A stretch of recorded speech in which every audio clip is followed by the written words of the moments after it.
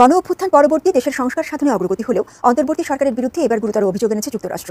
দেশটির আন্তর্জাতিক ধর্মীয় স্বাধীনতা কমিশন দাবি করেছে, বাংলাদেশের রাজনৈতিক সংস্কার সত্ত্বেও ধর্মীয় স্বাধীনতা নিয়ে এখনো উদ্বেগ রয়ে গেছে। এছাড়া লাল সবুজের এই দেশে হিন্দু, আদিবাসী, আহমদিয়া ও সুফি সম্প্রদায়গুলো এখনো নানামুখী বৈষম্যের শিকার হচ্ছে বলেও অভিযোগ জানিয়েছে তারা। জাতি সম্ভবত আরো একটি জাতীয় নাটকের মুখোমুখি হতে যাচ্ছে এবং এই নাটকটি নিঃসন্দেহে বেশ উপভোগ্য হবে, তার কারণ এর মধ্যে তার নানান ধরনের লক্ষণ আমরা দেখতে পাচ্ছি।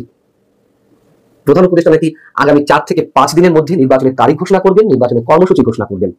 গতকালকে একটি টকশোর মধ্যে দেখতে পেলাম প্রফেসর কলিমুল্লাহ স্যার এবং সাবেক সচিব শহীদ খান আশঙ্কা করছে ডক্টর ইউনূস সরকার টিকবে না এবং রাষ্ট্রপতির নেতৃত্বে আবার নতুন সরকার গঠন করা হবে। তারা এই ব্যাপার নিয়ে আশঙ্কা জানিয়েছে। আমার কথা হচ্ছে, আসলে কি এমন কিছু করতে পারে বাংলাদেশে? ইয়েস, বাংলাদেশে সকল কিছুই সম্ভব। আসসালামু আলাইকুম রহমতুল্লাহ। প্রিয় দর্শক শ্রোতা, আশা করি সকলেই ভালো আছেন, আলহামদুলিল্লাহ। প্রিয় দর্শক শ্রোতা, আপনারা ভিডিওর শুরুতে ভিডিওর বিশেষ কয়েকটা অংশ এবং থাম্বনেল দেখে বুঝে গেছেন যে কেমন ভিডিও তো চলেছে আজকে। প্রিয় দর্শক শ্রোতা, অবশ্যই আপনারা ভিডিওগুলো না টেনে সম্পূর্ণ দেখবেন, তাহলে আপনারা সমস্ত বিষয়গুলো বিস্তারিত জানতে পারবেন। চলুন আর কথা না বাড়িয়ে সকলের বিশ্লেষণ শুনে আসি। চলুন। গতকালকে একটি টকশোর মধ্যে দেখতে পেলাম প্রফেসর কলিমুল্লাহ স্যার এবং সাবেক সচিব শহীদ খান আশঙ্কা করছে ডক্টর ইউনূস সরকার টিকবে না এবং রাষ্ট্রপতির নেতৃত্বে আবার নতুন সরকার গঠন করা হবে। তারা এই ব্যাপার নিয়ে আশঙ্কা জানিয়েছে। আমার কথা হচ্ছে, আসলে কি এমন কিছু করতে পারে বাংলাদেশে? ইয়েস, বাংলাদেশে সকল কিছুই সম্ভব এবং ডক্টর ইউনূস সরকারের প্রতি আওয়ামী লীগ ছাড়া অন্যান্য যে সকল রাজনৈতিক দল আছে যেগুলা আওয়ামী লীগ সরকারের বিরুদ্ধে আন্দোলন করেছিল, তাদেরও এখন আস্থা নেই। একমাত্র এনসিপি এবং জামাত ইসলাম ছাড়া এবং অন্যান্য কিছু ইসলামিক দল ছাড়া ডক্টর ইউনূসের সরকারের প্রতি সবার আস্থা উঠে গিয়েছে। তারা বুঝতে পেরে গিয়েছে ডক্টর ইউনূস সরকারের আন্ডারে কোনো সুষ্ঠু নির্বাচন হবে না এবং ডক্টর ইউনূস কোনো সুষ্ঠু নির্বাচন দিতেও পারবে না। আবার তার মাঝে বলতেছে পিআর পদ্ধতির কথা। এবং আসিফ মাহমুদও গত 2 দিন আগে বলেছে জাতীয় ইলেকশনের আগে স্থানীয় ইলেকশন হলে ভালো হয়, আমরা স্থানীয় ইলেকশন আগে দিতে চাচ্ছি, স্থানীয় ইলেকশনের মধ্যে কোনো প্রতীক থাকবে না। বিভিন্ন বিষয় সামনে নিয়ে এসে বাংলাদেশের পরিস্থিতি ঘোলাটে এবং হযবরল করে তুলেছে। বিএনপি ব্যাপারগুলো বোঝার কারণে বিএনপি এখন কিন্তু ডক্টর ইউনূস সরকারকে পূর্ণ সমর্থন জানাচ্ছে না। বাধ্য হয়ে বৈঠকে বসলো আওয়ামী লীগের ভয়ে, কিন্তু ভিতরগতভাবে ডক্টর ইউনূসের সাথে তেমন ভালো সম্পর্ক নেই। তারাও এখন বিশ্বাস করতে পারছে না যে ডক্টর ইউনূস আদৌ নির্বাচন দিয়ে যেতে পারবে কিনা। সে কারণে আশঙ্কা বেড়ে গিয়েছে যে রাষ্ট্রপতির নেতৃত্বে আবার নতুন একটি সরকার গঠন হতে পারে। সেটা যদি হয়ে যায় বা হয়, এটাও আমরা অবাক হব না, আর দেশের জন্য সেটা ভালো হবে। যদি জাতীয় সরকারও গঠন হয় তাও কোনো সমস্যা নেই, আওয়ামী লীগ যদি সেখানে থাকে। আর নতুন সরকার গঠন করেও কোনো লাভ হবে কিনা সেটাও আমরা বুঝতে পারছি না এখনো, কারণ নতুন সরকারটি কেমন হবে। যদি তত্ত্বাবধায়ক সরকার গঠন হয় তাহলে কিন্তু দেশ ও জাতির জন্য ভালো হবে, আমাদের গণতন্ত্রের জন্য ভালো হবে। জাস্ট নির্বাচনকালীন কেয়ারটেকার সরকারও যদি সুন্দরভাবে 111-এর টাইমে যেভাবে গঠন হয়েছে জাস্ট নির্বাচনের জন্য, নির্বাচনকালীন সময় পর্যন্ত তারা সরকার থাকবে নির্বাচন পরিচালনা করার জন্য, তেমনও যদি একটা সরকার গঠন হয় তবুও কিন্তু সেটা আমাদের বাংলাদেশের জন্য ভালো হবে। আমার কথা হচ্ছে, দেশে একটি সুষ্ঠু নির্বাচনের প্রয়োজন গণতান্ত্রিক প্রক্রিয়াকে আমরা এগিয়ে নিয়ে যাওয়ার জন্য। সেখানে আওয়ামী লীগ থাকবে, বিএনপি থাকবে, জাতীয় পার্টি থাকবে, জামাত থাকবে, এনসিপিও থাকুক নিবন্ধন যদি পেয়ে থাকে, আর অন্যান্য সকল দল থাকবে। একটি সুষ্ঠু ও সুন্দর নির্বাচন হবে। সেই নির্বাচনে আওয়ামী লীগ যদি ফেসিস্ট হয়, আওয়ামী লীগকে যদি কেউ ভোট না দেয়, আওয়ামী লীগ হেরে যাবে, আসন কম পাবে। সমস্যা কোথায়? জনগণই নির্ধারণ করবে কাকে ভোট দিয়ে সরকারে আনবে, কাকে ভোট দিয়ে এমপি বানাবে। আমরা ডিক্লেয়ার দেওয়ারকে এটা ফেসিস্ট দল, এটা নির্বাচন করতে পারবে না। আপনার ভোটে কি এমপি ইলেকশন হওয়ার পরে কেউ সংসদে যাবে? একজনের ভোটে? বাংলাদেশে 18 থেকে 20 কোটি মানুষ আছে, 5 কোটির বেশি ভোটার আছে। তাদের ভোটেই কিন্তু ম্যান্ডেট পেয়ে একজন লোক সংসদে যাবে এবং সংসদের আসন 150 বেশি পেলে সরকার গঠন করবে। তাহলে আমরা বুঝতে পারবো কোন দলকে জনগণ ম্যান্ডেট দিয়েছে, কোন দলকে জনগণ ভোট দিচ্ছে। আওয়ামী লীগ নির্বাচনে অংশগ্রহণ করার পর যদি আওয়ামী লীগকে জনগণ ভোট না দেয়, তাহলে আমরা বুঝে যাবো জনগণের মন আওয়ামী লীগকে চিন্তা করছে ফেসিস্ট দল হিসেবে। ক্লিয়ার হয়ে যাবে, তাহলে আওয়ামী লীগও কোনো কথা বলতে পারবে না, সুযোগ থাকবে না। যদি ভোট সুষ্ঠু হয়, যদি দিনের ভোট রাতে হয়, আপনারা ভোট কাজ শুরু করে ভোট নিয়ে ফেলেন, তারপরে আওয়ামী লীগকে ভোট না দেখিয়ে বলা এই দেখেন জনগণ ভোট দেয় না, আওয়ামী লীগ ফেসিস্ট দল, সে কারণ সেরকম না। সুষ্ঠু নির্বাচন হতে হবে, একটি নিরপেক্ষ কেয়ারটেকার সরকার থাকতে হবে বা তত্ত্বাবধায়ক সরকার, যেটাই বলেন না কেন, নির্বাচনকালীন সরকার থাকতে হবে। তারপরে গণতন্ত্র রক্ষা করার জন্য যেভাবে ভোট দেওয়া প্রয়োজন সুষ্ঠুভাবে, সেভাবে একটি ভোট পরিচালনা করতে হবে। তাহলে বাংলাদেশে গণতন্ত্র ফিরে আসবে।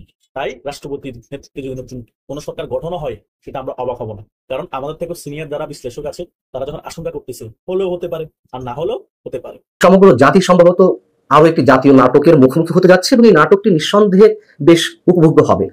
তার কারণ এর মধ্যে তার নানান ধরনের লক্ষণ আমরা দেখতে পাচ্ছি। প্রধান উপদেষ্টা নাকি আগামী 4 থেকে 5 দিনের মধ্যে নির্বাচনের তারিখ ঘোষণা করবেন, নির্বাচনের কর্মসূচি ঘোষণা করবেন এবং এটি নিয়ে চারিদিকে একটা হই হই রব পড়ে গেছে। সারা দেশের যত অনলাইন পোর্টাল আছে, গণমাধ্যম আছে, এমনকি কোনো ইলেকট্রনিক গণমাধ্যম, সবকিছুতে এটি হেডলাইন আকারে এসেছে। খবরটি কিভাবে এলো? শনিবার প্রধান উপদেষ্টার সঙ্গে রাষ্ট্রীয় অতিথি ভবন যমুনাতে বেশ কয়েকটি রাজনৈতিক দলের বৈঠক ছিল। সেই বৈঠকে যে দলগুলো অংশ নিয়েছিল তার মধ্যে অন্যতম জাতীয় পার্টির কাজী জাফর অংশের যিনি চেয়ারম্যান মোস্তফা জামাল হায়দার, তিনি গণমাধ্যমকে জানিয়েছেন যে তাদের সঙ্গে আলোচনার সময় প্রধান উপদেষ্টা জানিয়েছেন যে 4-5 দিনের মধ্যে নির্বাচনের তারিখ ঘোষণা দেওয়া হবে। আর অনেকেই এই তথ্যটি গণমাধ্যমকে জানিয়েছে। কে কে জানিয়েছেন? যেমন National People's Party chairman doctor Fariduzzaman Farhad, Jamiat Ulema Islam বাংলাদেশের মহাসচিব মঞ্জুরুল ইসলাম আফেন্দি, এনডিএম এর চেয়ারম্যান ববি হাজ্জাজ।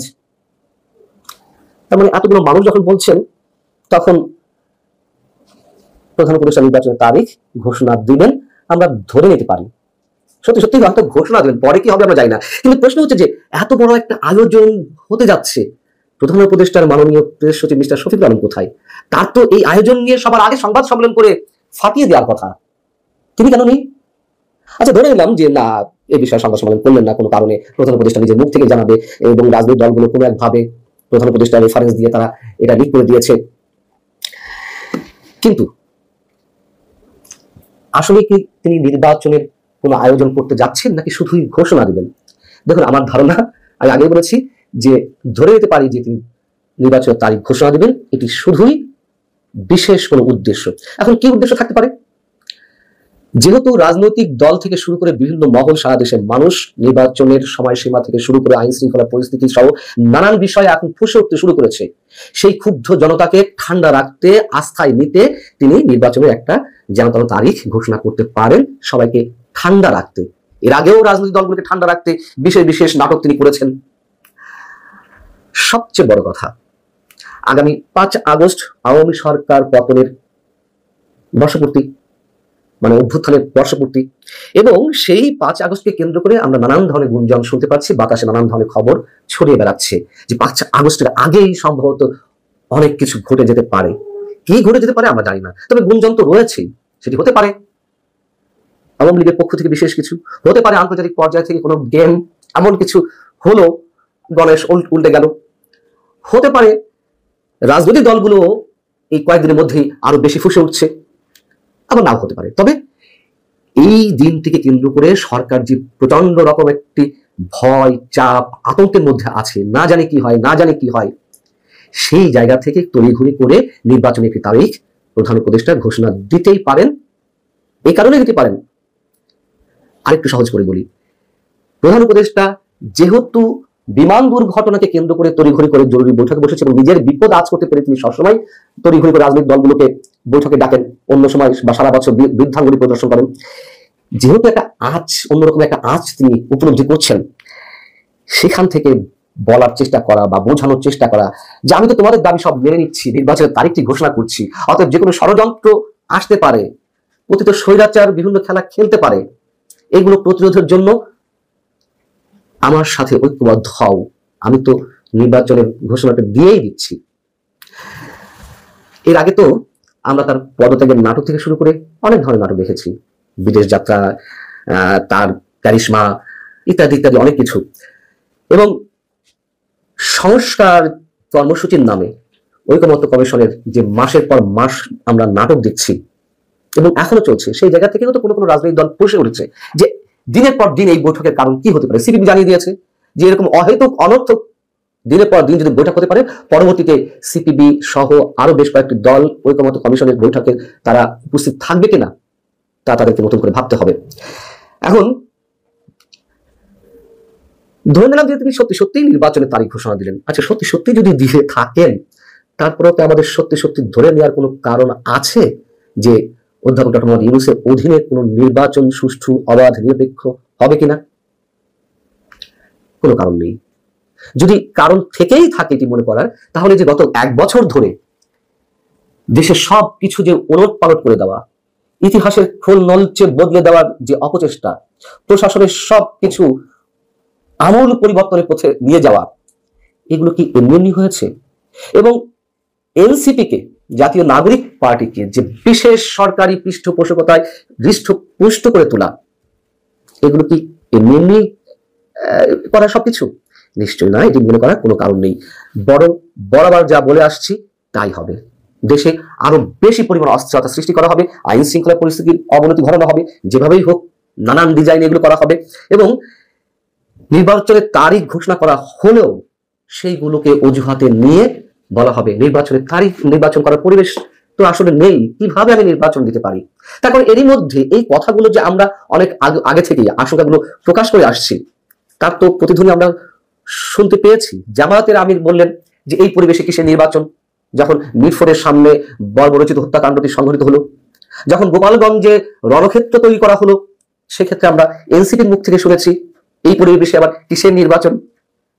আস্তে আস্তে খোদ প্রধান উপদেষ্টার মুখ থেকেও আমরা এই কথা শুনতে পেয়েছি অন্য কারোর রেফারেন্সে। যেমন এনডিপির সভাপতি শাহাদাত হোসেন সেলিম, তিনি গত কয়েকদিন আগে, মানে 2-3 দিন আগে কোন একটি টেলিভিশন টক শোতে বলছিলেন যে প্রধান উপদেষ্টা তাদের সঙ্গে বৈঠকের সময় বলেছেন দেশের যে অবস্থা, এর মধ্যে নির্বাচন কি করে হয়।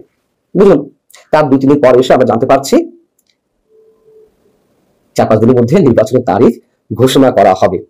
আর সবশেষ সেই প্রশ্নটা আবারও তুলি, যদি নির্বাচন অনুষ্ঠিত হয়েও থাকে, মানে সত্যি সত্যি ডক্টর মোহাম্মদ ইউনূস তার নির্বাচন করার কোনো পরিকল্পনা করে থাকেন, সেই নির্বাচন আদৌ সুষ্ঠু হবে কিনা সেই প্রশ্ন অনেক আগে থেকেই উঠেছে, এখনো উঠছে। এবং এনসিপিকে রাষ্ট্রীয় মর্যাদায়, রাষ্ট্রীয় সকল বাহিনীর সহযোগিতায় যেভাবে প্রোটোকল দেওয়া হচ্ছে সবকিছুতে, যাতে তিনি কতটা নিরপেক্ষ এগুলো বলা আর না বলা, বিশ্লেষণ করা আমার মনে হয় সময়ের অপচয় মাত্র। অভ্যুত্থান পরবর্তী দেশের সংস্কার সাধনে অগ্রগতি হলেও অন্তর্বর্তী সরকারের বিরুদ্ধে এবার গুরুতর অভিযোগ এনেছে যুক্তরাষ্ট্র। দেশটির আন্তর্জাতিক ধর্মীয় স্বাধীনতা কমিশন দাবি করেছে বাংলাদেশের রাজনৈতিক সংস্কার সত্ত্বেও ধর্মীয় স্বাধীনতা নিয়ে এখনো উদ্বেগ রয়ে গেছে। এছাড়া লাল সবুজের এই দেশে হিন্দু, আদিবাসী, আহমদিয়া ও সুফি সম্প্রদায়গুলো এখনো নানামুখী বৈষম্যের শিকার হচ্ছে বলেও অভিযোগ জানিয়েছে তারা। 21 জুলাই এক প্রতিবেদনে এমন দাবি করে সংস্থাটি। তবে কি অন্তর্বর্তী সরকার নতুন করে চাপে পড়তে যাচ্ছে? বিস্তারিত এসআই রাজের রিপোর্টে। বাংলাদেশে ধর্মীয় স্বাধীনতা, সংখ্যালঘুদের নিরাপত্তা এবং মত প্রকাশের স্বাধীনতা নিয়ে গভীর উদ্বেগ প্রকাশ করেছে যুক্তরাষ্ট্রের একটি গুরুত্বপূর্ণ ফেডারেল সংস্থা United state commission on international religious freedom. 21 July সংস্থাটি তাদের ওয়েবসাইটে প্রকাশিত এক প্রতিবেদনে এই উদ্বেগ প্রকাশ করেছে। এতে বলা হয়েছে 2024 সালের মে মাসে বাংলাদেশ সফর করে কমিশনটির একটি প্রতিনিধি দল। ওই সময় তারা জানান, যদিও প্রধান উপদেষ্টা ডক্টর মোহাম্মদ ইউনূস ধর্মীয় স্বাধীনতার প্রতিশ্রুতি দিয়েছেন, তবুও অনেকেই নিরাপত্তা ও ধর্ম পালনের স্বাধীনতা নিয়ে সংজ্ঞা প্রকাশ করেছেন। সংবিধানে ধর্মীয় স্বাধীনতার নিশ্চয়তা থাকলেও দেশে এখনো ধর্ম অবমাননার আইন ও 2013 সালের সাইবার নিরাপত্তা আইনে ধর্মীয় অনুভূতিতে আঘাতের অভিযোগে শাস্তির বিধান রয়েছে। অ্যান্টিব্যাকটেরিয়াল অ্যাডিটিভ যুক্ত সেরা ওয়াটার ট্যাঙ্ক বিশুদ্ধ পানিতে ব্যাকটেরিয়া জন্মাতে দেয় না। মার্কিনী ওই প্রতিবেদনে উল্লেখ করা হয়, সংবিধান সংস্কার কমিশনের প্রস্তাবে ধর্মনিরপেক্ষতা শব্দের পরিবর্তে বহুত্ববাদ যুক্ত করার সুপারিশ করা হলে বিএনপি তা প্রত্যাখ্যান করে এবং আল্লাহর প্রতি পূর্ণ আস্থা ও বিশ্বাস ফিরিয়ে আনার দাবি জানায়। কিন্তু সংখ্যালঘু সম্প্রদায়গুলো অভিযোগ করেছে তাদের এই সংস্কার প্রক্রিয়ায় অংশগ্রহণ করতে দেওয়া হয়নি। এছাড়া নারী সংস্কার কমিশনের প্রস্তাব নিয়ে হেফাজতে ইসলামের আপত্তি ও বিক্ষোভের বিষয়টিও মার্কিনীদের প্রতিবেদনে উল্লেখ করা হয়েছে।